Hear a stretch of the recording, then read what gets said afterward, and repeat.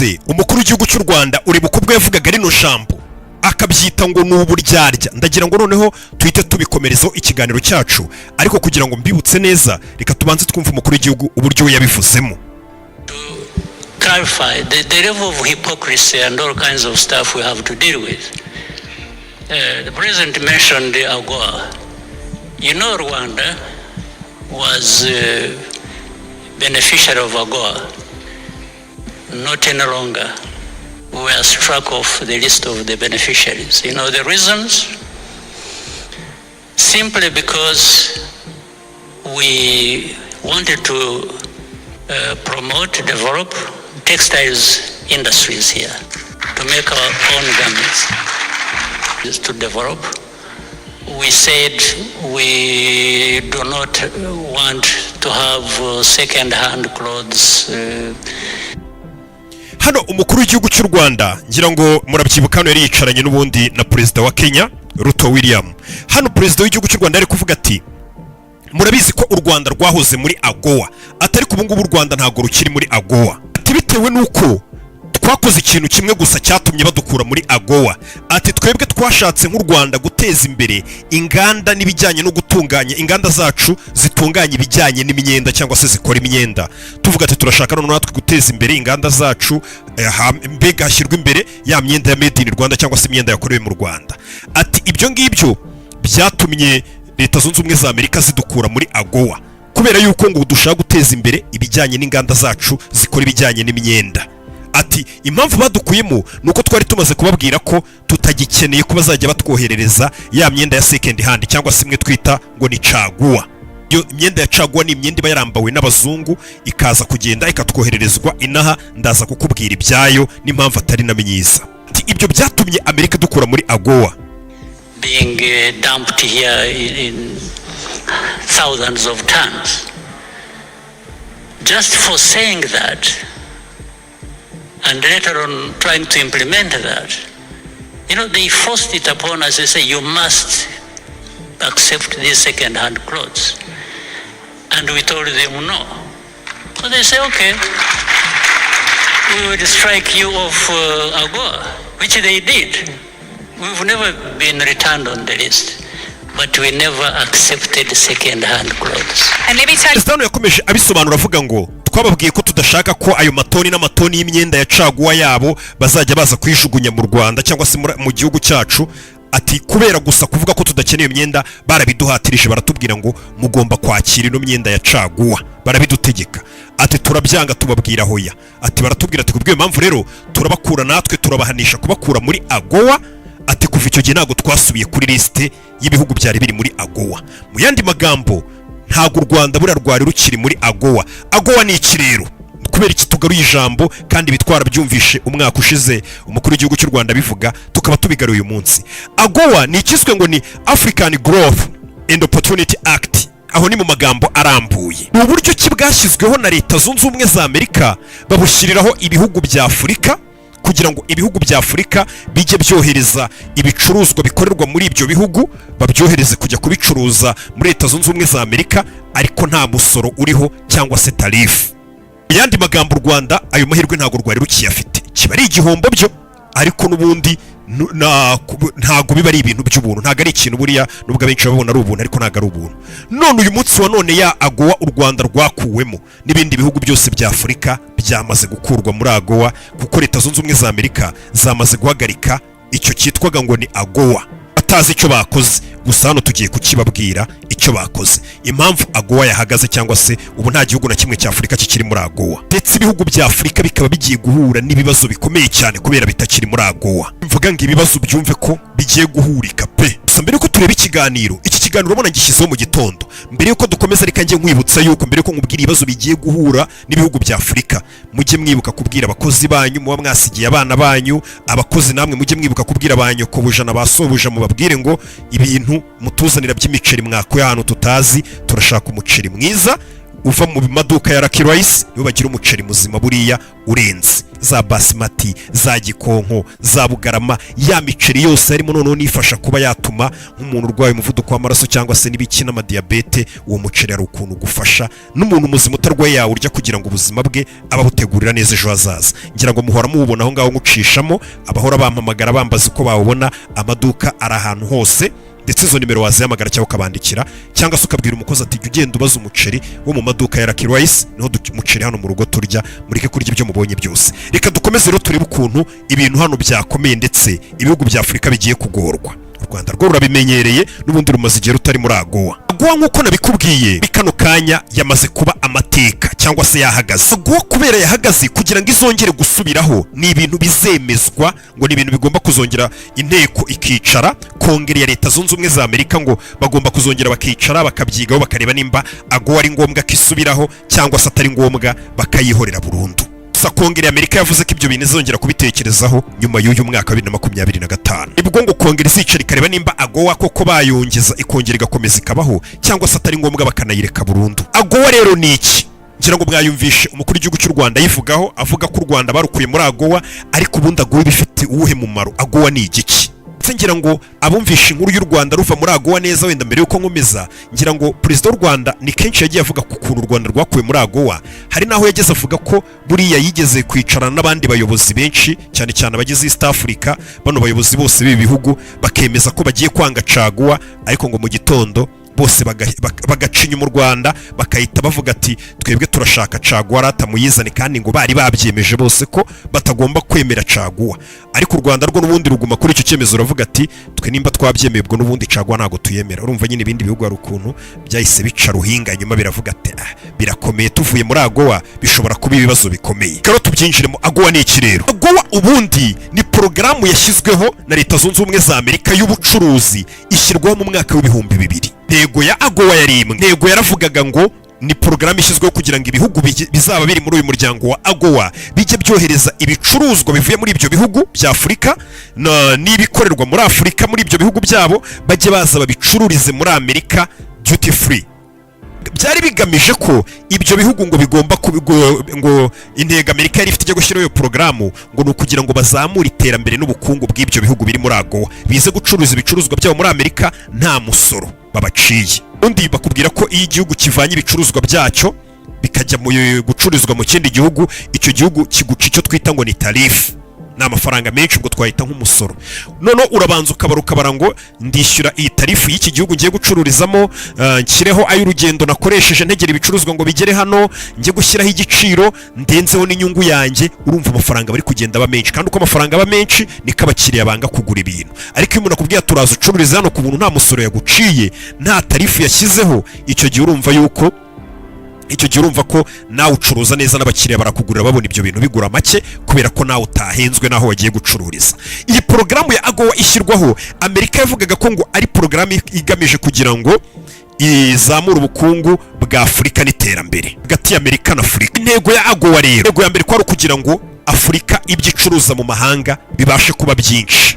Intego ya kabiri ko ari ukugira ngo umubano w'ibijyanye n'imicururize hagati ya Afurika na Amerika ube umubano ufatika ukomeye. Intego ya gatatu ari nayo ngira ngo wumve Amerika yatumye ishyiraho iyi ntego, ngo kwari ukugira ngo bamamaze demokarasi cyangwa se ubutegetsi bushingiye kuri demokarasi no kubahiriza uburenganzira bw'ikiremwa muntu. Ako kantu uri kukumva? Ariko Amerika ijya gushyiraho AGOA, mu ntego zayo harimo ngo ibihugu twemereye kujya muza gucururiza iwacu ku buntu, mbega nta tarifu tubaciye bya Afurika, kugira ngo tubemerere mujye muri AGOA, nuko mugomba kuba muyobora mukurikije demokarasi, munubahiriza uburenganzira bw'ikiremwa muntu. Byari itegeko. Yandi magambo Amerika ubwo niyo iguhamagara nk'igihugu ikakubwira ati hari uburenganzira bw'umuntu mutari kubahiriza, hari imiyoborere yanyu iri gushinjwa demokarasi nkeya iciriritse, kubw'iyo mpamvu turabakura muri AGOA, ntabwo muri kwitwara neza. Urumva ko atari ibintu by'ubuntu, hari uburyo kibo bakubwira ati ibi bintu turabona bitarimo demokarasi cyangwa se uburenganzira bw'abantu butari kubahirizwa, kubw'iyo mpamvu dushobora kugukura muri AGOA.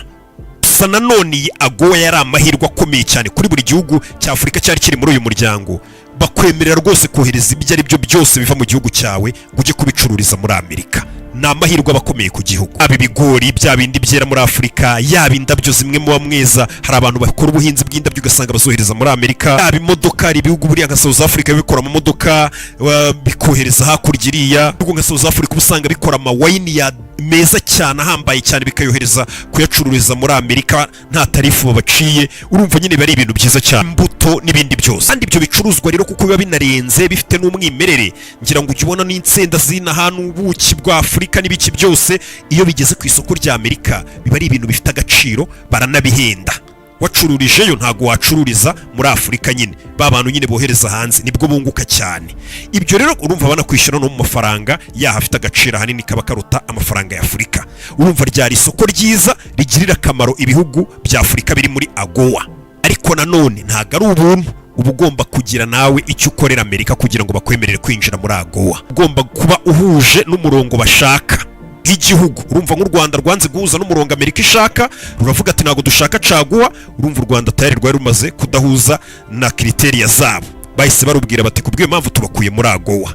None ndushyiraho iyo mirongo ngenderwaho ibihugu bigomba gucuruza muri Amerika bigenderwaho na Amerika. Mpamvu rero AGOA yari ingenzi kuri Afurika, none tukaba tuyihombye ku bihugu bya Afurika. Ubwo rero tugiye kuvuga ntago tuvuga u Rwanda, tuvuga Afurika muri rusange kuko ibihugu bya Afurika byose bibihombeyemo. Ni ukuvuga ngo uko impamvu AGOA yari ingenzi none ikabitumye ibihugu bigiye kubabara cyangwa se guhomba bikomeye, guhura n'ibibazo bikomeye, ni ukubera ko iyi AGOA yatumaga ubucuruzi bw'inganda zikora imyenda muri Afurika bajya gucururiza muri Amerika, inganda z'ubuhinzi zajyaga gucururiza muri Amerika, ubucukuzi bw'amabuye muri Amerika. Mu yandi magambo, abantu cyangwa se inganda zakoraga ibyo bintu zohereza hanze, nizo nganda zari nini zihambaye, zifite amafaranga, zifite abakozi benshi zikoresha.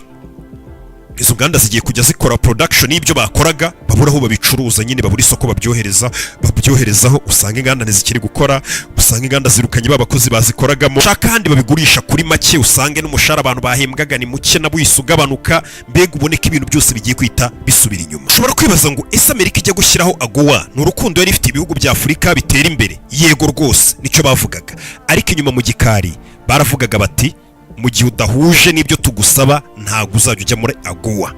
N'icyo rero gishobora kuba cyaratumye Amerika ihagarika AGOA, ikavuga ati AGOA iveho.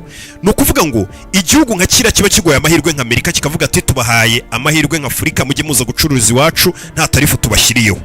Ariko inyuma bakubwira ati nawe uzajya ukora ibyo tugutegetse cyangwa se tugusabye, bitise natwe tugukure mu bintu byacu. Ntago ari impuhwe ntaki rwose, n'impangwe bahita bagukuramo direct. Impamvu rero ishobora kuba ngo yarabiteye, mu minsi yashize ibihugu byinshi biri mu nama y'umuryango w'abibumbye byasabwe gutora bamagana Uburusiya. Ibihugu bya Afurika byinshi byanze gutora umwanzuro birwanya Uburusiya. Ibyinshi byarifashe, abandi banga gutora umwanzuro barwanya Uburusiya. Icyo gihe kandi nicyo uba warashyiriwe, icyo gihe amajwi yanyu ababaye menshi ibihugu bigize umuryango w'abibumbye. Ni ukuvuga ngo n'inkunga n'ibindi byinshi muzi, buriya hari ukuntu igihugu kikubwira ati mu muryango w'abibumbye ntituzajya tugukenera ko udushyigikira, hari nk'icyo dusaba mujye mutora nyine mugaragaza ko mudushyigikiye. Hari n'igihe bagukuriraho amadeni rwose igihugu cyari gifite amwe namwe, bakavuga ati kubera muri kwitwara neza, muri gukora ibyo dushaka, turi gutanga igitekerezo namwe mukadushyigikira, aho turi kumwe. Ibihugu bya Afurika rero biherutse kwanga byinshi gutora kwa byanga umwanzuro urwanya Uburusiya cyangwa se ubwamagana. Ibyo ngibyo ngo bishobora kuba byarabaye intandaro. Erike kavuga ati mwebwe turi kuzana polisi zacu kugira ngo muzishyigikire, twamagana umuntu mwebwe mukanga kumwamagana, mukifata abandi bakanga kubishyigikira. Ati kandi mwungukira mu rugo rwacu ariho muza gucururiza, none twabasaba ubufasha ngo mudushyigikire, mugashaka gushyigikira undi muntu kandi tutavuga rumwe. Kubw'iyo mpamvu tugiye gufunga AGOA. Niko abenshi bari kubibona. Ikaba AGOA yarafunzwe mu rwego rwo kugira ngo bereke ibyo bihugu bya Afurika byinshi ko ubutaha bigomba kujya bishyigikira abantu babigaburira, cyangwa se abantu nyine babiha ayo mahirwe, cyangwa se bakahita banabikora bakavuga ati n'ubundi biriya bihugu twabonye bitadushyigikiye tutawubanye, reka tubireke. Hano nawe ushobora kwibaza nk'umuntu ukambwira muri comment, Amerika hari icyaha cyangwa se ikosa yabifite ikoze ibyo bintu? Nawe ushobora kunsubiza muri comment. Umuntu afite igihugu cyarakubwira ati kugira ngo ugicururizemo nuko rimwe na rimwe nzajya ngutegeka ibintu ukabikora. Nimba wanze kubikora umuntu akakwirukana mu gihugu cye ntongere kuhacururiza, ntago ntekereza ko uwo muntu wamurenganya. Ni igihugu cye, agomba kugikoresha uko ashaka. reka turebe ibihugu bigiye kubihomberamo mbere yuko wenda tugenda dusobanukirwa n'ibindi byinshi. Igihugu cya mbere muri Afurika kigiye guhura n'akaga cyangwa se kikabihomberamo cyane kurusha ibindi ni South Africa. South Africa ifite uburyo ki ifite icyo twakwita nka secteur y'ubuhinzi nini cyane ihambaye, bakanagira n'inganda zikora amamodoka. Ibyo byose bakaba babyoherezaga muri Amerika kubicururizayo kandi badaciwe tarifu. Vuga ko South Africa yezaga bino twita ngo na amaronji, n'amaronji ndakeka amaronji ngo menshi yera muri South Africa. Bari bafite isoko rinini ry'amaronji muri Leta Zunze Ubumwe za Amerika, bari bafite isoko rinini ry'ibikomoka ku buhinzi muri rusange, bari bafite isoko rinini muri Amerika biciye muri AGOA bijyanye n'amawayini meza cyane. South Africa bagira amawayini arenze yakurwaga muri Amerika ku buryo ngo South Africa yungukaga amafaranga menshi cyane biciye muri AGOA n'amamodoka boherezaga yakorerwa South Africa. Yandi magambo, South Africa niyo yari big exporter wa Afrika kurusha ibindi bihugu byose, nibo boherezaga ibintu byinshi amakontineri n'amakontineri. Yandi magambo, urumva ko akazi kenshi karaza kuhita kabura. Nimba abantu bakoraga akazi ko kohereza ibyo bintu, abahinzi babihingaga bakahita biranguza byoherezwa hariya, babitunganyaga ayo mawayini, abo bose urumva ko birasubira inyuma. Uzi gukora ibintu udafite ahantu uri bubicuruza, ariko bose ahita kwirukana akavuga ati nanjye nawe mfite wo kubicuruza, bigatangira kuborera mu mastoke, bikabura ababikonsoma. Urumva nyine igihombo nawe uri kuhita ucyumva mu mutwe. South Africa ni ya mbere igiye kubihomberamo. Igihugu cya Kenya nacyo ngo kiraza kubihomberamo by'umwihariko bikomeye cyane inganda zikora ibijyanye n'imyenda n'ibindi bakora, ndetse abakozi utuzi tugera mu bihumbi n'ibihumbi turaza kuburirwa irengero, abantu babashomeri. Igihugu cya Ghana nacyo kiraza kubihomberamo ngo bikomeye cyane, cyakoraga kokoa kiyohereza hakurya. Igihugu nka Zambia bamafite abantu benshi babadukurikiye, Zambia nayo ngo igiye kubihomberamo cyane. Zambia buriya ngo yari ifite buryo kikora ibintu by'ubuhinzi bohereza muri Amerika biciye muri AGOA, ariko ngo by'umwihariko ngo ubuki bwavaga Zambia bwerekeza muri Amerika ngo bwari bukunzwe cyane, babuguraga nk'abagura amasuka. Zambia nayo urumva iri mu bindi bihugu byinshi biri muri AGOA biri buze guhomba. Bino ndi kugenda nkubwira ni biri buze guhomba cyane kurusha ibindi, biri buze gukubitwa cyane bitewe n'uko ari byo byoherezaga ibintu byinshi kurusha ibindi bihugu bya Afurika. Ibi ngibi n'ibindi bihugu byinshi cyane biri muri AGOA. Gusa nanone abantu benshi bagakomeza bavuga ati ibihugu bya Afurika hari igihe rimwe na rimwe ngo bigira uburangare ngubwo kudategura neza cyangwa se ngo bapange ejo hazaza, ngo ugasanga ngo ibyiringiro byabo babishyize kuri Amerika. Bari kuvuga ati Amerika tubanye neza, dufitanye amasezerano, dufite umushinga batuzaniye nk'uyu nguyu wa AGOA uzakomeza udufashe. Ugasanga ntabwo bigeze bapanga plan B, bakavuga ati ese Amerika ibyutse ikavuga ngo AGOA irahagaze, twebwe nk'ibihugu bya Afurika twakora iki? Bino twoherezagayo twabyohereza he handi? Ugasanga ngo iyo plan B ntayo bari bafite, bari barishyizemo ko Amerika ari nka mubyara wabo cyangwa se ari iyo yababyaye, mbega nta na rimwe zigere babwira ngo tubateye umugongo cyangwa se tubaye tugiye mu bindi byacu natwe nk'abanyamerika bidufitiye umumaro. Ugasanga ngo abayobozi benshi ntago ibyo bintu baba barigeze babitegura. Ugasanga ubu ngubu bagiye guhangayika n'ibihugu bihangayike binakubitwe ku rwego rwo hejuru, abantu babura utuzi, ubukungu busubira inyuma. Abantu bakibaza ati Afurika n'ubundi ni igihugu gifite ibintu byose gikeneye, gikize, gikungahaye, gifite ibintu byose, gute ubundi baba batifitemo ibisubizo cyangwa se ngo bashake buryo ki ibyo bintu babikoramo? Ahubwo bari abazi babakeneye, kuko usanga Afurika ifite ibintu byose ikeneye, ariko ugasanga hari uburyo batazimenya kubikoreshamo. Usanga hari nk'igihugu cyangwa se ibihugu byose biri kuvuga ati twebwe rwose turi ibihugu byigenga, ntago ikindi gihugu cyaza kudutegeka icyo dukora, ariko mu by'ukuri udafite plan B, ku buryo nimba icyo gihugu uri kuvuga ngo muri igihugu cyigenga cyangwa se muri bihugu byigenga, ugasanga nk'uko bigenze bese baza barabwiye ngo ibihugu bya AGOA cyangwa se birahagaze, ugasanga mubuze ikindi kintu mukora, nta yindi plan B yari ihari. Usakaba n'abandi bavuga ati AGOA ishobora kuba yarashyizweho mu rwego rwo kugira ngo Amerika ibasha ahubwo kwegera ku kijyanye n'amabuye y'agaciro, by'umwihariko ya cobalt yari ari muri Afurika cyane. Nk'igihugu cya Congo bakubwira ko buriya 70% by'amabuye y'agaciro ya cobalt buriya ngo acukurwa muri Congo. Ni amabuye akenerwa gukora ibyogajuru, gukora amamisire biriya bisasu ubona abaflexinga buri gihe, ni amabuye akoreshwa gukora amabatiri, ngira ngo amabatiri muri kubona ya telefone, amamodoka yose akeneye amabatiri, ibikoresho by'inganda bikenera amabatiri. Ugasanga 70% by'ayo mabuye ari ku isi abarizwa muri Congo, ariko ugasanga ni ikibazo nk'icyo ngicyo, abantu baragufungiye, ubuzima burahagaze kandi aribo bari bagukeneye. Ugasanga nka lithium ikenewe mu bihugu cyangwa se iri mu bihugu byinshi nka Zimbabwe, za Namibia, buriya barayigira ku bwinshi. Kavuga ko ngo hari ibihugu byinshi ngo byagiye byinjira muri AGOA ari uko byabanje kuganira na biriya bihugu bya Amerika, bakababwira ati rero muzajya mutwemerera natwe ari amabuye yanyu tuyagireho access, tuyinjiremo tuyabone ku gihe, ntihagire ahandi muyatanga, mu rwego rwo kugira ngo namwe tubemerere mwinjire muri AGOA mubashe kuba mwacuruza. Ku buryo mbega iyo urebye udasanga ari impuwe n'iki, akenshi bari mpanguhe cyangwa se hari n'izindi nyungu ziri inyuma.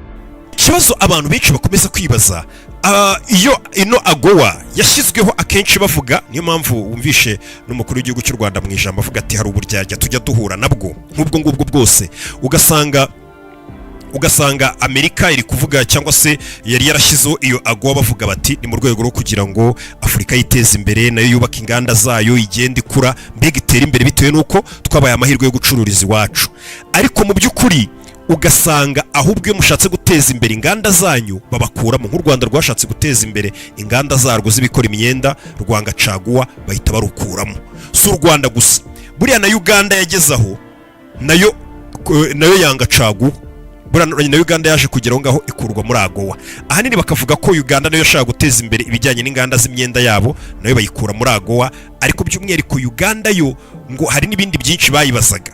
Ahanini ngo barayibazaga ati usanga mwebwe demokarasi yanyu iri hasi, uburenganzira bw'umuntu ntago mubwubahiriza, ubwo burenganzira bavugaga n'ubuhe ngo ubwuko Uganda itemera abaryamana bahuje ibitsina n'ibintu nk'ibyo, bakavuga ati aho ngaho mugomba kwemera ibyo bintu. Bya bindi nyine kubwiraga ati AGOA yagiyeho ingingo ya 3 ivuga ngo demokarasi yanyu mugomba kuyishyira ku rwego dushaka n'uburenganzira bwa muntu ku rwego dushaka, ku buryo igihugu nka Uganda kibyuka kikavuga ati twebwe ariko ibijyanye n'ubutinganyi ntago tubishyigikiye, ibi n'ibijyanye n'indangagaciro z'umuco wacu, bakahita bavuga ubwo ngubwo rero turabahanisha natwe kubakura muri AGOA cyangwa se n'ibindi byemezo runaka bigiye bitandukanye. Ariko kwanga caguwa ubundi ni ukubera iki? Ubundi caguwa ni iki? Ino myenda ya second hand cyangwa se zino caguwa ahantu ziva, njye mbona abantu benshi banazikunda ngo twacaguwa twabaga ari twiza, ngo twabaga dukomeye, nibyo koko. Ariko iriya myenda ukuntu ibimeze ni ukuvuga ngo nk'abantu nko muri Leta Zunze Ubumwe za Amerika n'ibindi bihugu by'i Burayi, caguwa ukuntu ubundi iza ukuntu biba bimeze. Hari bino bigo ngo byitwa ano ma ONG n'ibindi bigo bigiye bitandukanye ngo bafite ukuntu bakora amapublicité, waba wicaye nko mu rugo ukabona kuri televiziyo cyangwa ukabona abantu baje kukureba cyangwa bakakubwira ahantu ugomba kujyana ibintu nka publicité zivuga ati muri Afurika barababaye, barakennye, babuze icyo kurya, abantu barabyara abana bakabura imyenda babambika, mu gihe cy'imvura umuntu abura ikote yambara, waba uri umugira neza ufite umutima ufasha, reba muri garde-robe imyenda utacyambara imaze imyaka utacyambara, iyo myenda ntimukayijugunye ntimukayitwike, hari icyo yafasha abatishoboye muri Afurika, bakakubwira ahantu mugenda mukayishyira cyangwa se hanze bakaza kuza bakayitwara. Iyo myenda rero bya bigo byitwaga ngo uzi ngo uruwo hanze ngo uyohereje kugira ngo ifashe abantu, buriya ushobora no gukubitana n'umuntu ari mu Burayi cyangwa ari muri Amerika akubwira ati nishano bwambaye neza ariko iyi myenda ndabona isa n'imwe twohereje iwacu turi kubafasha nk'abatishoboye, kumbi warayiguze weho. Iyo myenda rero ngo iraza yagera muri Afurika bagatangira kuyicuruza. Ngira ngo murabizi ko muyigura amabaro, mwafunguraga amabaro mukuramo imyenda, rukuntu waguraga ibaro gake gake nyine ukagenda ugasangamo imyenda. Ngira ngo abantu bacuruje ino myenda yacaguwa murabizi ko kugira ngo umenye ko iriya myenda baba bayipakiye mu kavuyo, hari igihe waguraga ibaro ugasangamo amakoboyi, amakanzu, tuntu twose tugiye dutandukanye ubona ko atari ibintu nyine byapanzwe. Ibyo babaga bateruye nyine byose babirundaga hamwe. Nimba umumama byutse akavuga ati akana kanjye karakuze, hari utwenda tw'impinja katacya uruhinja rwanjye iyi myenda yaragasize, iyo myenda y'impinja yarayipakiraga, iyo yasize nawe yadashishaka kwambara inkweto, ibiki byose bakahita bapakira bakohereza muri Afurika. Ibyo nibyo twitaga ngo ni caguwa. Ariko ikibazo cyagiye kiba ku bantu bacuruje caguwa nk'abacuruzi bacuruje caguwa, muze kuza hano muri komenti mutubwire. Hari igihe abantu baguraga caguwa, urumva umuntu yakubwiye ngo fata imyenda wari kuzajugunya mutacyambara muyipakire muyiha abantu, ntago wabanza ngo ufate umwanya ujye kumesa iyo myenda, uwo mwanya ntago wawubona. Ugiye kujya gufasha umuntu ujye no kumesa, uya wabiterura uko biri. Nimba ari utwenda tw'uruhinja, nimba ari imyenda y'abana, abana bawe baragize gutya bagakoreramo kaka, nimba nawe nk'umuntu mukuru hari ibintu byigeze kuva mu mbiri bikajya muri iyo myenda ikandura, cyangwa se mwaranajyaga muyikoropesha cyangwa se iriho ibintu byose by'imyanda n'ibyuya byawe n'ibiki byose, ibyo byose barabipakiraga bakabizana, ku buryo hari igihe waguraga nk'ibaro cyangwa se imyenda ukaza gusanga irimo za kaka z'abantu bakuru, abana b'abasaza bakuze. Hariya ngira ngo murabizi abantu bajya bava n'inaha n'ahandi hose bakaba babitaho, ni ibintu bisanzwe, bakaba baboza. Urumva hari igihe babikorera izo za kaka n'ibiki byose. Hari igihe ibyo byose rero n'ibindi by'indwara by'uruhu byose wabisangaga kuri iyo myenda ya caguwa, ariko nta kundi nyine yarambarwaga. Mu gihe wenda uyu munsi none impamvu abantu benshi bagitekereza caguwa cyangwa se bayishaka hirya no hino ukubera ko caguwa yabaga ari imyenda ya original pe ikomera iturutse mu bino bihugu by'uburengerazuba. Ariko uyu munsi wa none turi kubona za magaze magaze sinzi ukuntu mujya mubivuga ziturutse mu Bushinwa. Kandi umushinwa nyine urabizi wo gukorera imyenda ihwanye n'amafaranga wamuhaye, nimba nyine hari yari bwohereza inaharohereza idakomeye ariko nyine zifite isuku igisohoka mu ruganda nyine ari weho yakorewe, nimba wishyuye na menshi urabizi hari original hakaba karite ya kabiri na karite ya nyuma, ubwo we biterwa niyo ushoboye kwishyura iva mu Bushinwa, ariko ukamenya ko byibura atari second hand, atari undi muntu wabanje kuyikoresha ngo nayihagaye kohereza. Ibyo ngibyo rero n'ubundi urumva ko nubwo bavuga ngo bashyizeho AGOA ngo ifashe kuzamura inganda za Afurika, ariko ntabwo ari urukundo, ahubwo ko ari ukugira ngo ujye ugendera ku byo bashaka. Nimba hari ikintu mutumvikanyeho baragukuramo, nimba ubabwiye ati muhagarike caguwa nitereza inganda zanjye imbere, barakubwira ati ibyo bintu ntago tubishaka. Ukibaza ngo ko gahunda kwari uguteza imbere natwe twizamure dutere imbere, tukaba tubonaho kugira ngo mudushyigikire duteze inganda zacu imbere, ahubwo muri kutwirukana. Nicyo cyagiye kiba, abantu benshi bakavuga ati ibyo bintu n'uburyarya. Reka dutegereze rero haraza kuba iki, ariko buriya haraza ku bindi plani. Abantu benshi baranavuga ati Afurika uburyo ihagazemo n'uburyo ifite ibintu bihagije, yakagombye kuba ifite indi mipango myinshi y'uburyo yakwihaza cyangwa se ikaba ari ikenewe cyane. Twizere ko byose n'ubundi biri buze gushoboka, buriya biraza kugenda neza. N'ubundi barashaka ubundi buryo cyangwa se bashake n'ahandi bazajya babyohereza, ntabwo ari muri Amerika gusa. Ibuka gukora subscribe, ndaje twikomereze n'izindi nkuru hirya no hino.